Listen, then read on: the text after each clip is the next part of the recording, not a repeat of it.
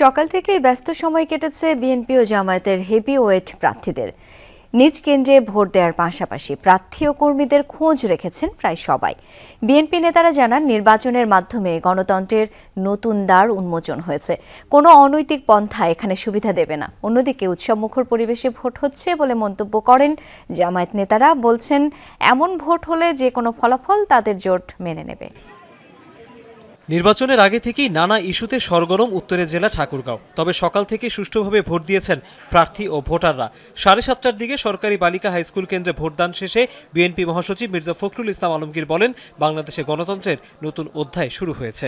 এত আত্মত্যাগের পরে আজকে এই নির্বাচন, আশা করছি যে এই নির্বাচন সুষ্ঠু, অবাধ এবং নিরপেক্ষ হবে এবং শান্তিপূর্ণভাবে হবে। সকলের অংশগ্রহণের মধ্য দিয়ে আমাদের প্রত্যাশা এই নির্বাচন বাংলাদেশের জন্য একটা নতুন অধ্যায় শুরু করবে। সকাল 11টা নাগাদ চট্টগ্রামের উত্তর কাট্টলী মুন্সিপাড়া স্কুল কেন্দ্রে ভোট দেন বিএনপির স্থায়ী কমিটির সদস্য আমির খসরু মাহমুদ চৌধুরী। বলেন, এই ভোটের মাধ্যমে দেশ গণতন্ত্রে ফিরবে। পরিবেশ ভালো, খুবই ভালো পরিবেশ, এবং আমি যদি অসংখ্য ভোটার এবং স্বতঃস্ফূর্ত একটা উচ্ছ্বাস আমি দেখতে পাচ্ছি যে গণতন্ত্র যে আবার ফিরে আসছে, সেটা আমরা অনুভব করতে পারছি। কক্সবাজারের জিএমসি ইনস্টিটিউশন কেন্দ্রে ভোট দেওয়ার পর বিএনপির স্থায়ী কমিটির সদস্য সালাউদ্দিন আহমেদ অভিযোগ করে বলেন, ক্ষমতায় যেতে একটি দল অনৈতিক পন্থা অবলম্বনের চেষ্টা করছে। এই এলাকার মানুষ আমাদেরকে ভালোবাসে, আমাদের উপর আস্থা রাখে, আমাকে বন্ধু মনে করে। আমার জনগণের প্রতি আমার যে ভালোবাসা, সেটাও অকৃত্রিম। তাদের ভালোবাসা আমার প্রতি, সেটাও অকৃত্রিম। ঢাকা 8 আসনের বিএনপি প্রার্থী মির্জা আব্বাস বলেন, পরিস্থিতি ঘোলাটে করার চেষ্টা চলছে। এর জবাব জনগণ ব্যালট দিয়ে দেবে। গায়ের জোরে কেউই নির্বাচন জিততে পারবে না। সকালে মির্জা আব্বাস মহিলা কলেজ কেন্দ্রে ভোট দেন।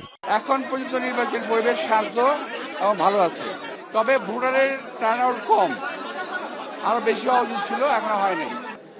এদিকে সকাল 8টায় খুলনা 5 আসনের পশ্চিম শিরোমণি প্রাথমিক বিদ্যালয় কেন্দ্রে ভোট দেন জামাতের সেক্রেটারি জেনারেল মিয়া গোলাম পরওয়ার। বলেন, আগামীতে কে দেশ চালাবে সেটা জনগণের ব্যালটের মাধ্যমে নির্ধারিত হবে। আমাদের দায়িত্ব মানুষের কাছে আমাদের মেসেজ পৌঁছানো, আমাদের আদর্শ পৌঁছানো, কেমন বাংলাদেশ আমরা গড়তে চাই সেটা মানুষকে জানানো। আমরা দীর্ঘদিন ধরে জাতির কাছে সেই মেসেজ পৌঁছাবার চেষ্টা করেছি।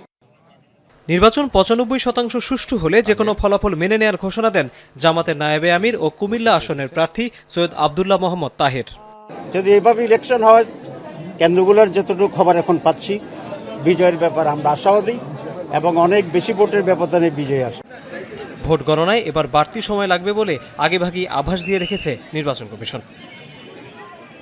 তৌহিদ হোসেন, যমুনা নিউজ, ঢাকা।